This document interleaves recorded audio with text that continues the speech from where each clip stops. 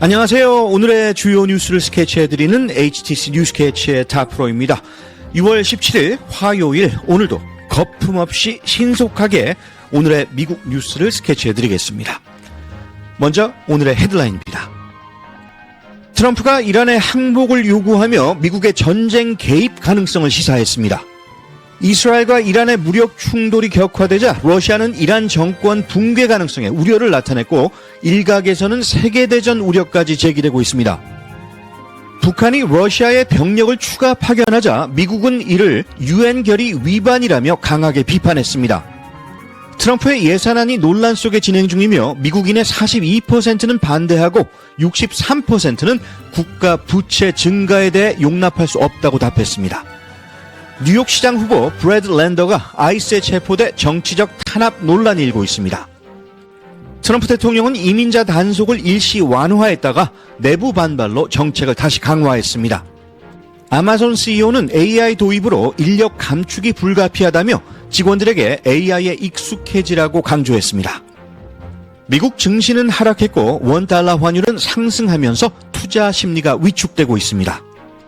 이재명 대통령은 유엔 총회 연설 요청을 받았고 영국 총리와의 회담에서 FTA 개정과 협력 확대를 논의했습니다. 크래프트가 일부 제품에서 합성 색소를 제거하기로 하며 식품 안전 개선에 동참했습니다. 지금까지 오늘의 헤드라인이었습니다. 오늘도 뉴스캐치를 찾아와 주셔서 감사드립니다. 오늘 첫 소식입니다. 이스라엘과 이란의 무력 충돌이 닷새째 계속되면서 중동이 다시 전면전 위기로 치닫고 있습니다. 도널드 트럼프 대통령은 급거 백악관으로 복귀해 국가안보팀과 회의를 소집했습니다. 조상혁 기자, 자세한 소식 전해주시죠. 트럼프 대통령은 G7 정상회의 일정을 앞당겨 귀국한 직후 백악관 상황실에서 국가안전보장회의를 열었습니다. 이번 회의에서는 이란의 핵시설을 미군이 직접 타격할지 여부와 이스라엘에 대한 군사적 지원 확대 등이 논의된 것으로 알려졌습니다. 트럼프 대통령은 최근 입장을 바꿔 이스라엘의 선제 공격을 공개 지지하고 있으며, SNS에서는 이란 최고 지도자의 은신처를 알고 있다며 무력 대응 가능성을 경고했습니다. 특히 우리의 인내심은 끝났다며 이란의 무조건 항복을 촉구하는 초강경 메시지를 연이어 내놓고 있습니다. 이와 함께 미국은 F-35를 포함한 전투기와 공중급유기 등을 중동에 추가 배치해 공중 우위를 강화하고 있는 상황입니다. 이러한 가운데 이스라엘의 정밀 공습으로 이란의 최고 지도자 아야톨라 하메네이의 생사 여부에 대한 의문이 커지고 있습니다.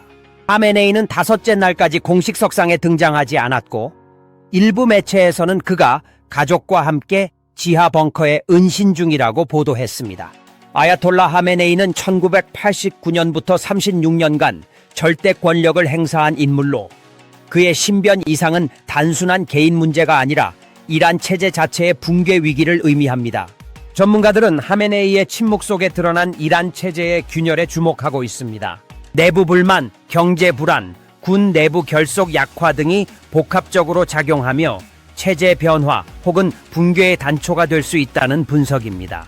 이스라엘의 공습 첫날이라는 사실상 무방비 상태였고, 혁명수비대 지휘부와 핵과학자들이 동시 타격을 당했습니다. 이는 내부 협조자 없이는 불가능한 정밀 작전으로 평가되며 이란의 체제 통제력이 크게 약화됐음을 보여줍니다.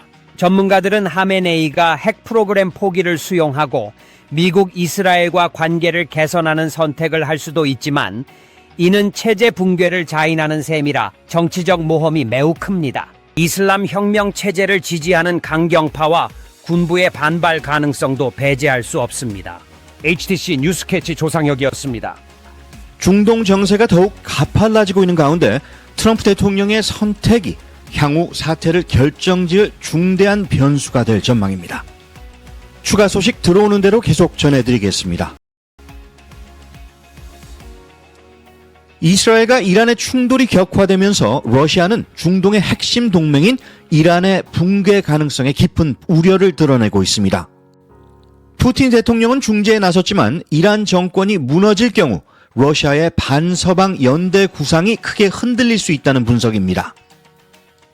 일각에선 이 전쟁이 우크라이나 전장에서 러시아에 유리하게 작용할 것이라는 기대도 있지만 정권 교체 또는 핵 확산은 모두 러시아에 불리한 시나리오로 간주되고 있습니다. 전문가들은 이제는 세계대전의 불씨가 될 수도 있는 위기라고 경고하고 있습니다. 한편 북한이 우크라이나 전쟁 지원을 위해 러시아에 공병, 건설병력 6,000명을 추가 파견하기로 하자 미 국무부가 강한 우려를 표명했습니다. 미국은 북한이 노동자와 군인을 통해 러시아로부터 자금을 얻고 있으며 이는 북한의 대량 살상 무기와 미사일 개발 자금을 뒷받침한다고 지적했습니다. 또한 이는 유엔 안보리 결의 위반이라며 러시아 역시 국제 규범을 무시하고 있다고 비판했습니다. 북한 병력은 러시아 내 지뢰 제거 그리고 전후 복구 작업에 투입될 예정입니다.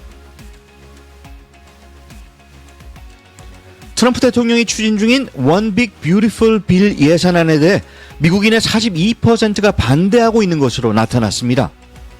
세금 감면과 국경 안보 강화, 복지 삭감이 핵심 내용이지만은 전체 예산안은 여전히 국민 다수가 잘 모르거나 부정적으로 보고 있습니다.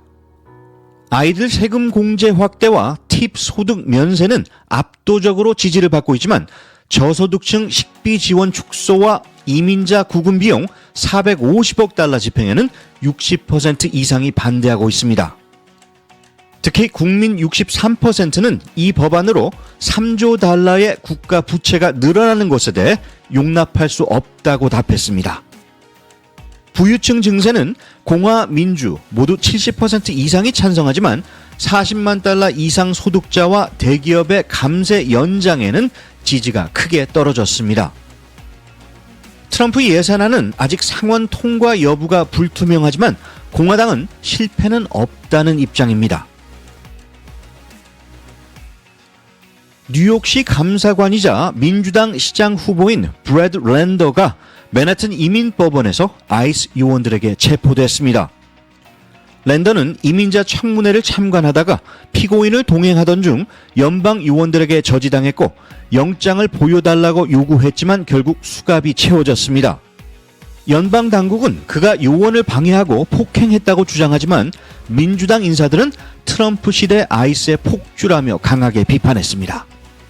체포는 민주당 예비선거를 일주일 앞두고 발생해 정치적 의도 논란도 거세지고 있습니다.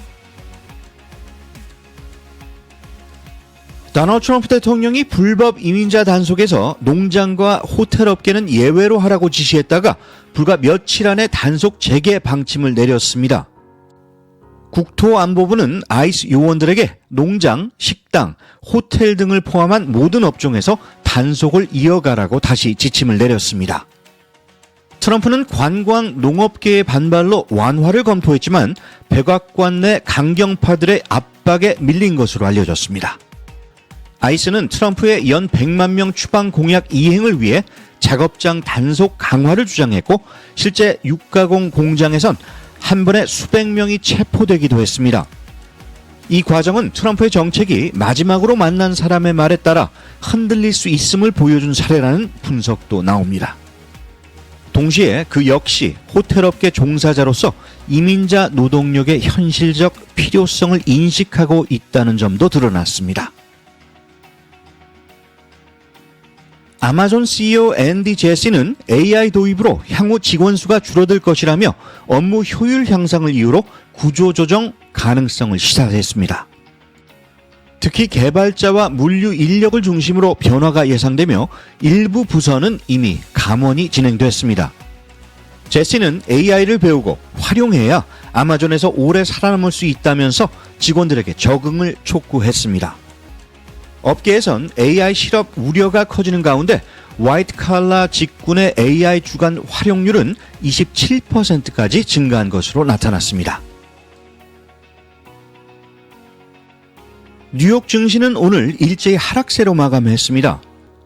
S&P 500 지수는 0.8% 하락한 5,982.72포인트, 다우존스는 0.7% 내려 42,215.80, 나스닥은 0.9% 하락한 19,521.09를 기록했습니다.